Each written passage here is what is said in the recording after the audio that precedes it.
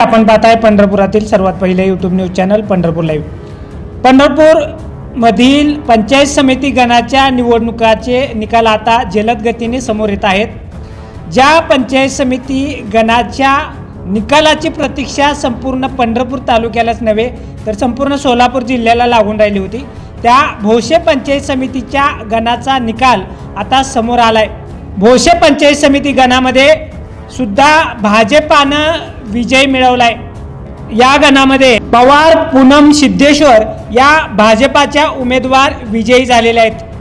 त्यांनी राष्ट्रवादीच्या भाग्यश्री अण्णा भुसनर यांचा पराभव केलाय.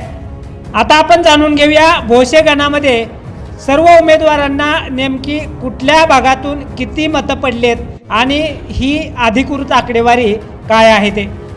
भोसे पंचायत समिती गणामध्ये सर्व मतदान केंद्रावर नोंदवण्यात आलेली मतांची अधिकृत आकडेवारी पुढील प्रमाणे आहे. पवार पूनम सिद्धेश्वर यांना एकूण 7,991 मतं मिळालेत, तर भाग्यश्री अण्णा भुसनर यांना एकूण 5,702 एवढी मतं मिळालेत. नोटाला 176 मतं मिळालेत. एकूण वैध मतांची संख्या 13,869 एवढी आहे.